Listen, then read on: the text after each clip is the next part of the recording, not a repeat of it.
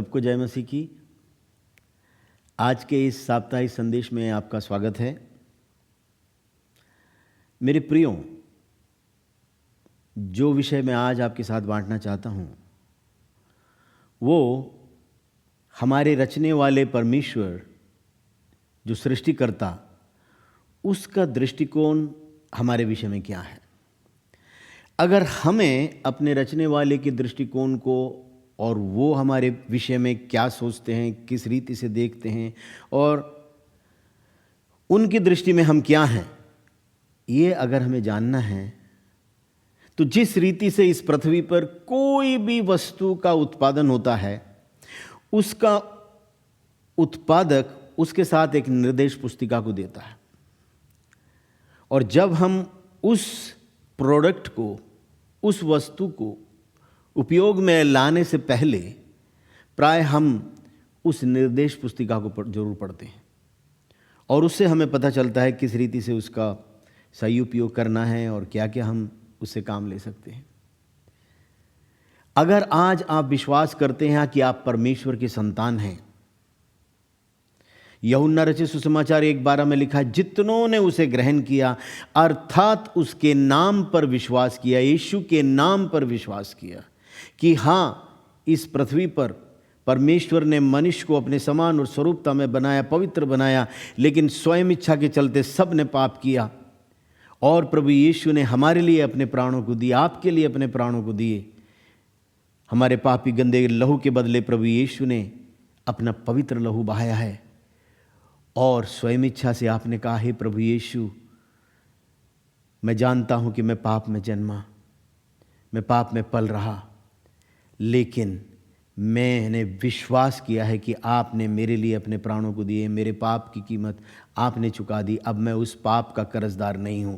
आप मेरे प्रभु, आप मेरे स्वामी हैं, तो आप परमेश्वर की संतान है। यदि आपने विश्वास किया है कि आपके स्थान पर प्रभु यीशु बलिदान हो गए, मरकर जी उठे और हृदय से आपने उसको अपने हृदय में अगर स्वीकारा है, फिर से दोहराता हूं, प्रभु का वचन कहता है, यूहन्ना रचित सुसमाचार 1:12, जितनों ने उसे ग्रहण किया अर्थात उसके नाम पर विश्वास किया, उतनों को उसने परमेश्वर का संतान होने का अधिकार दिया। मनुष्य और परमेश्वर के बीच में, हमारे रचने वाले सृष्टिकर्ता के बीच में वो पाप की दीवार, क्योंकि वो पवित्र है। उसने कहा, जैसा मैं पवित्र हूं वैसा तुम भी पवित्र बने रहो। उसकी इच्छाओं को हम कैसे जान सकते हैं? जिसने हमारे लिए अपने प्राण को दिया, उसने हमें अनमोल जाना है।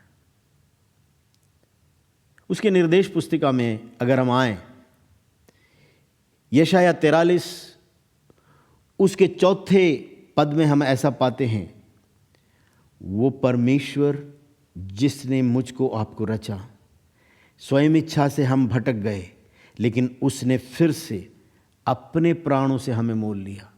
उसने वो परमेश्वरीय संतान होने का अधिकार अपने लहू के द्वारा हमारे उस पाप की कीमत को चुकाकर उसने हमको अपना लिया। वो कहता है, मेरी दृष्टि में तू अनमोल और प्रतिष्ठित ठहरा है, वाह, और मैं तुझसे प्रेम रखता हूं।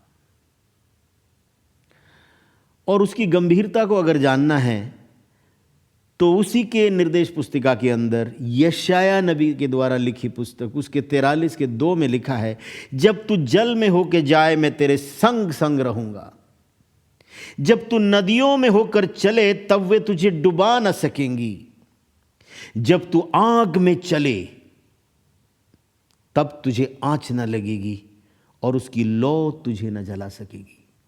प्रियो, ये भयानक खतरनाक नदियां, ये आग, ये विभिन्न प्रकार के संकट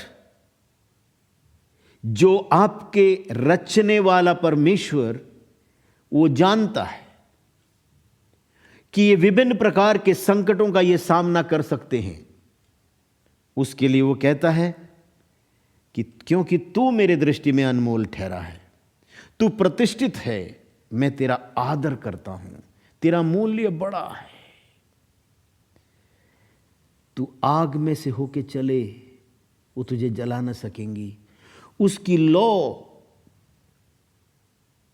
से द्वारा तेरी आँच नहीं लग सकती, वो तुझे जला नहीं पाएंगी, वो नदियाँ तुझे डुबा नहीं पाएंगी। विभिन्न प्रकार की संकट हमारे जीवन में हो सकते हैं, लोगों के द्वारा हो सकते हैं, हमारे जीवन के परिश्रम का फल जैसे हम चाहते हैं हो ना हो वैसे हम, हो सकता है हम वैसे ना देख रहे हों। बहुत से विषय जो सामने आते हैं इस जीवन में, आशा से विपरीत बहुत से विषय जब जीवन में आते हैं, निराशा, दुख, जीने की आशा हम एक तरफ कर जाते हैं। मेरे प्रियो, जिसने आपको रचा है वो आपके बनावट को जानता है। वो कहता है मैं जानता हूं कि तू मिट्टी ही है, लेकिन वो कहता है कि तू वो मिट्टी जो है, जो मैंने तुझे जिस रूप में, जिस उद्देश्य के लिए रचा है, तू अनमोल है, तू प्रतिष्ठित है। प्राय इस जीवन के अंदर विभिन्न समस्याओं के बीच में, उदाहरण तया चलो, परिवार में आप माँ होंगे, आप पिता होंगे, अभिभावक होंगे, जब आपके बच्चे आपके आदर की बात ना करें, या हो सकता है आपके अपने कोई बहुत ही निकट संबंध जिससे आप अत्यधिक प्रेम करते हो, उनके मुंह से, किसी के द्वारा, उनके मुंह से निकले हुए वचन किसी के द्वारा आपके कानों तक पहुंचते हैं और आप कई दिनों तक अपने बिस्तर पर आप पासा पलटते रहते हैं, नींद नहीं आती है और वो विषय आपके मन में चलता रहता है और आप अपने अस्तित्व के ऊपर भी संदेह करने लगते हैं कि मेरा जीना बेकार है। मेरे प्रियो, अगर हम इस गहराई को समझते कि हमारे रचने वाले ने हमसे क्या कहा और ये कहता है कि हम अनमोल हैं, उसकी गहराई, उसका अर्थ क्या है, तो हम कभी विचलित ना हों। जितने गहराई से आज हम इस विषयों को जान लेंगे कि उस परमेश्वर की दृष्टि में, जिसने मुझको बनाया, जिसके साथ मेरा सब कुछ, मेरा श्वास तक, अंत में जिसके सामने मुझे अपना लेखा देना है, जो सबसे ऊंचे पर है, जिसका सबसे अधिक मेरे जीवन से वास्ता रखता है, मैटर करता है, वो एकमात्र परमेश्वर, मेरा रचने वाला, जो मेरा आदि और अंत है, अनंत काल जिसका मेरे साथ, मुझे उसके साथ बिताना है। वो परमेश्वर कहता है कि तू अनमोल है और मैं उससे हटकर कुछ ऐसे स्रोतों से जो परमेश्वर का है ही नहीं, शरीर रहित प्रभाव इस पृथ्वी पर हैं, जो मुझको और आपको उस रिश्ते से, संबंध से काट कर, नीचे डालकर हम अपनी पहचान को खो बैठें। क्यों? ताकि हम अपने मन में विचलित हों, मन में विचलित होकर हम अपने शरीरों में हम अनेक प्रकार के घावों को ले लें, हम उन हृदय, रक्त, धमनियों को और विषयों को क्षति पहुँचे और हम उन उद्देश्यों को पूरे न कर पाएं उस स्वस्थ अवस्था में जो परमेश्वर हमसे चाहता है। नहीं मेरे प्रियो, ये होने वाला नहीं है, क्योंकि परमेश्वर का आत्मा आज आपको चिता रहा है और आपकी अपने पहचान में वापस ला रहा है। एक बात जरा विचारिए, आपका रचने वाला, सारे जगत का, पृथ्वी का, आकाश और पृथ्वी का रचने वाला परमेश्वर अगर आपसे ये कहता है तू अनमोल है, तो इस मनुष्य की रचना, जो मनुष्य उसकी रचना है, ये मनुष्य जो उसकी कलाकृति है, ये मनुष्य जो पृथ्वी में है, मुझे बताइए क्या वो अपने बुद्धि और अपने समझ से उस अनमोलपन का जो सृष्टिकर्ता आपके विषय में कहता है, उसके पास कोई नपेना है, उसके पास कोई मापदंड है जो उस अनमोलपन के उस माप को नाप सके? नहीं मेरे प्रियो। अगर आप अभिभावक हैं, आपको लगता है कि आप जितना आप सोचते हैं उतना कर नहीं पाए या आप उस माप तक नहीं पहुंच पाए, नहीं मेरे प्रियो, आप अपनी पहचान को दृढ़ कीजिए। आपका रचने वाला कहता है कि आप अनमोल हैं। जब आप उस पहचान में आते हैं, आप उस विषय को अपने जीवन के अंदर पक्के तरह से आप लेंगे तो कोई भी आपको क्षीण करने वाली, निर्बल करने वाले, आपकी हिम्मत को तोड़ने वाले, आपके जीवन के अंदर और अपनी छवि को बिगाड़ने वाले उन रायों से आप मुक्त हो जाएंगे और वो आप उनसे बेअसर हो जाएंगे। क्यों? क्योंकि उसके पवित्र आत्मा का अभिषेक आपके ऊपर है और वो तेल की नाई आपके ऊपर जो बहता है, वो अभिषेक, वो उन विषयों को आपके पास आने नहीं देगा। ये सब कैसे संभव होगा? सबसे पहले मुझको अपने रचने वाले के साथ एक व्यक्तिगत रिश्ते में संबंध में आना है। वो मैंने शुरू में आपको बता दिया है। आपने अगर उसे ग्रहण किया है, केवल वही नहीं, उसके पश्चात उसकी जो निर्देश पुस्तिका है, जो उसका वचन है, जो परमेश्वर का वचन है, वो हमें पढ़ना है, वो हमें जानना है कि वो हमारे बारे में उसके जो संपूर्ण परामर्श उसके हृदय में हमारे विषय में है क्या। केवल उससे ही काम नहीं चलता है, हमें एक रोजमर्रा के जीवन में एक व्यक्तिगत संबंध प्रेम का, क्योंकि वो कहता है कि मेरी दृष्टि में तू अनमोल है, तू प्रतिष्ठित है और मैंने तुझसे प्रेम किया है।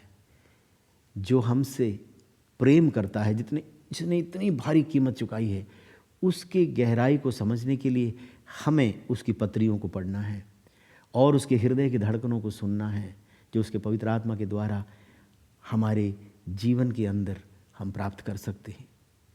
हम उसके वचनों पर हम दृढ़ रहें, विश्वास करें। परमेश्वर कहता है कि आप अनमोल हैं, आप प्रतिष्ठित हैं, आदर के पात्र हैं और उसने आपसे प्रेम किया है। इतनी गहरी, इतनी बड़ी ऊंची विषय और उस स्थान पर जब परमेश्वर ने आपको रखा है जिसका नापने का इस पृथ्वी में कोई नपेना है ही नहीं, और हम क्या करते हैं?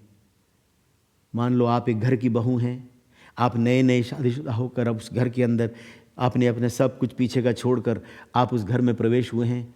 हो सकता है कि आपके काम करने के तरीके जो हैं कुछ अलग हैं और आप बहुत धीरे धीरे काम करते हो, और आज आप अपने घर में निराश हो कि मैं इतने तेज़ी से क्यों नहीं काम कर पाती हूँ, और लोग इस विषय पर आपको छोटा बनाते या ताने देते हो। मैं आपको आज हिम्मत दिलाना चाहता हूँ कि आप ये कह सकते हैं अपने मन से कि हाँ, अपने मन में आप जान सकते हैं कि कोई है परमेश्वर जिसने आपको रचा है, उसकी दृष्टि में आप अनमोल हैं।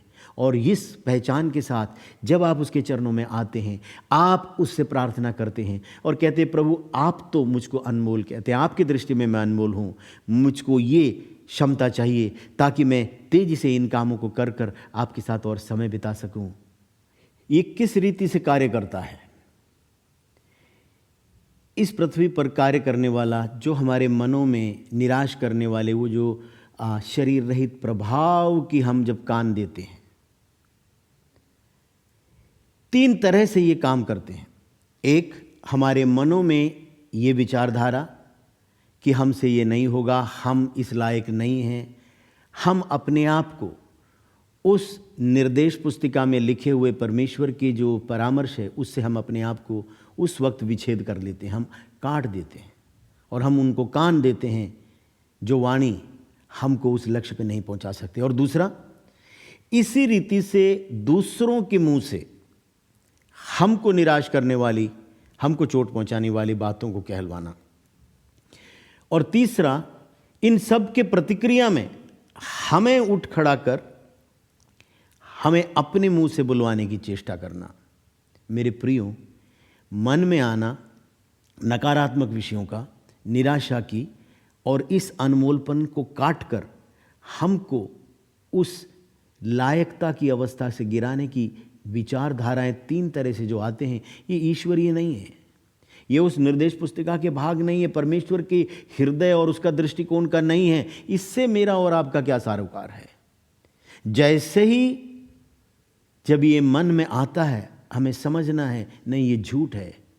वो सत्य को अपने हृदय के अंदर कूट कूट कर भर दीजिए कि जिसने मुझे रचा है उसने मुझसे इतना प्रेम किया है कि जब मैं भटक भी गया था उसने अपने लहू से मुझको मोल लिया है और वो आज मुझ में बसा हुआ है। तो मैं इन बाहर से आने वाले इन विषयों का मैं क्यों अपने आप मैं इसको स्वीकारूं, उसको नकार दीजिए। उठ खड़े हो जाइए, कहिए जो मसीह में है वो नई सृष्टि है, पुरानी बातें बीत गई, देखो सब कुछ नया हुआ। कह दीजिए, उठ खड़े होइए कि हे प्रभु परमेश्वर, मैं तो आपकी दृष्टि में अनमोल हूँ, मैं प्रतिष्ठित हूँ, आपने मुझसे प्रेम किया है, मैं इन बातों की क्यों परवाह करूँ। एक विषय और, ये भीतर और बाहर दोनों कार्य करता है। भीतर इस रीति से हमको अपनी दृष्टि में गिराकर दूसरों की बातं को कान तक, हमारे अंदर तक पहुंचाकर, और हमारे मुंह से दूसरों की निंदा करवाकर हम भी उस विषयों से अपने अंदर परेशान होते हैं। और ये बाहर कैसे कार्य करता है मेरे प्रियो, अगर उसकी दृष्टि में आप अनमोल हैं तो परमेश्वर ये चाहता है कि आप उसी चश्मे के द्वारा, उसी दृष्टिकोण से उसके सारे सृष्टियों को देखें। जब हम इस विषय को नहीं समझते तभी हम दूसरों का आदर ना समझने, इस वचन को ना समझने के कारण हम आदर नहीं कर पाते। और जब हम ये समझते हैं कि मैं अनमोल हूँ, और जब हम दूसरों को उसी अनमोलपन के उस दृष्टिकोण से हम देखने लगेंगे, अगर मैं उसकी दृष्टि में अनमोल हूँ तो परमेश्वर ने मेरे चारों तरफ जो रखे हैं वो भी उसी तरह से आदर के पात्र हैं, उनका भी मूल्य बड़ा है। तो मैं उनको किस तरह से गिरी हुई नज़रों से, या उन्हीं के मुंह से जब मैं सुनता हूँ तो मैं अपने हृदय के अंदर उनका अनादर कैसे कर सकता हूँ। हाँ, वो अज्ञानता में बोल रहे हैं, वो नासमझी में हैं, लेकिन मैं तो समझ रहा हूँ, तो मैं उनका जब आदर करूँगा, उन विषयों को नकारूँगा और उसी दृष्टिकोण से देखूँगा। आप जानते हो, आप अपने चहुं ओर हर वातावरण के अंदर ईश्वरीय परामर्श, उसके निर्देश पुस्तिका में लिखे हुए बातों को स्थापित करने के एक रूपांतर के पात्र आप बन जाएंगे। आप अपनी परिस्थिति को बदल लेंगे, आपको परमेश्वर आपके ऊपर दृष्टि करेगा, और वो जो आपके मनों में विचार डालता, जो दूसरों के बारे में आपसे बुलवाता और जो दूसरों से आपके बारे में कहलवाता था, वो अब देखेगा नहीं भैया, अब यहाँ पर काम करके कोई फ़ायदा नहीं, क्योंकि ये अब उस चट्टान पर खड़ा है जिस चट्टान पर बने हुए घर को कोई आंधी तूफान हिला नहीं सकता। मेरे प्रियो, आज अपने भीतर उस दृष्टिकोण को, जो परमेश्वर आपका रचने वाला है, उसने अगर आपको कहा है आप अनमोल हैं, उस अनमोलपन का कोई भी माप यहाँ बना हुआ नहीं है। आप उसके रचे हुए हैं, आप उसके दिए हुए सामर्थ्य और उसके कारण, क्योंकि आपको उसने उसी विषय में उसी क्षमता के साथ रचा है, और आप उसके बनाए हुए हो, क्योंकि आप उसके वचनों को समझ रहे हैं और वो आपसे प्रेम करता है। आप कुछ भी कर सकते हैं, आपके लिए सब कुछ संभव है, लेकिन उससे पहले आपको अपने मन का नियंत्रण करना होगा। आपको अपने मन को ईश्वरीय वचनों से, उसके दृष्टिकोण में, बनाने वाले ने आपको जिस उद्देश्य के लिए बनाया, वो आपके बारे में क्या कहता है। जब आपका और उसका सोच मिलेगा, विचार मिलेगा, वचन मिलेंगे, आप सब कुछ करने के लिए उसके क्षमता और सामर्थ्य के द्वारा, उसके आत्मा के साथ एक होकर आप उठ खड़े होंगे। और सबसे बढ़कर जो ईश्वरीय वातावरण आदर का है, वो आपके जीवन को, आपके वातावरण को आ घेरेगा और आप एक आदर के पात्र हो जाएंगे। आदर लेने का विषय नहीं है, वो तो देने का विषय है। इस अनमोलपन के कुंजी को, रहस्य को जब हम जानते हैं, जब हम समझते हैं, तब सब कुछ हमारे इर्द गिर्द बदल जाएगा और हम बहुतों को प्रभावित करने वाले हो जाएंगे। यही परमेश्वर का उद्देश्य आपके जीवन से है। आपको उठ खड़े होना है, आपको कहना है कि मैं अनमोल हूँ, मेरे रचने वाले की बात सबसे मेरे लिए बड़ी है। मेरे प्रियो, कोई एक व्यक्ति जो कहीं भी एक कंपनी में नौकरी करता हो, अगर उसके हृदय के अंदर ये दृढ़ता है कि मेरा मालिक मुझसे प्रसन्न है, वो मुझ पर भरोसा करता है, जो सबसे ऊंचे पर उस कंपनी में है, वो मुझ पर, उसका भरोसा मुझे प्राप्त है और उसकी दृष्टि में मैं सही हूँ, अच्छा हूँ, तो क्या आप इधर उधर उड़ने वाले अफवाह और छोटे मोटे जो बुराइयां आप दूसरों के द्वारा सुनते हैं, आपको उसका खतरा कभी महसूस नहीं होगा। आपके हृदय के अंदर ये दृढ़ता होगी कि मेरा मालिक जब मुझ पर भरोसा करता है तो मैं इन आवाज़ों को कान क्यों दूं, मैं इनके कहे हुए बातों में मैं क्यों आऊं। इसी रीति से मेरे प्रियजनों, अगर ऐसा है, इस पृथ्वी पर एक छोटा सा एक फैक्ट्री में काम करने वाला जिसको अपने मालिक की जो है उसका भरोसा प्राप्त है, वो इतना दृढ़ होकर चलेगा, वो अपने काम में निपुण होगा, वो अपने उत्पादकता में वो आगे बढ़ता जाएगा। तो क्या आप जिसके विषय में परमेश्वर कहता है तो अनमोल है, उस दृष्टिकोण से आपको, अगर आप अपने आप को देखने लगेंगे, अगर मैं अपने आप को देखने लगूंगा, मैं कभी जीवन में असुरक्षित नहीं हूँगा। मुझे पता होगा, मेरे हृदय के अंदर अंदर में मैं जान लूँगा कि वो मुझसे असीम, अटूट, असीमित प्रेम करता है, और वो जब मैं जल में से होकर चलूँ वो मेरे संग संग होगा, वो मुझे डुबा ना पाएंगे। जब मैं आग में से होकर चलूँ मुझे आँच नहीं लगेगी, क्योंकि वो मेरे संग संग होगा। मेरे प्रियो, इन विषयों को अपने हृदय में दृढ़ कर लीजिए। आप उसकी दृष्टि में अनमोल हैं। आपके चारों तरफ जो लोग कहते हैं उससे आपकी रचने वाले की राय बदलने वाले नहीं हैं। आप असुरक्षित नहीं हुई। आप अपने हृदय के अंदर दृढ़ हो जाइए और उन विषयों को करने के लिए, जिसके लिए, जिन भले कामों को करने के लिए आपको परमेश्वर ने चुना है, उसके लिए आज अपने आप को समर्पित करें। आप उसकी दृष्टि में अनमोल हैं। परमेश्वर आपको आशीष दे।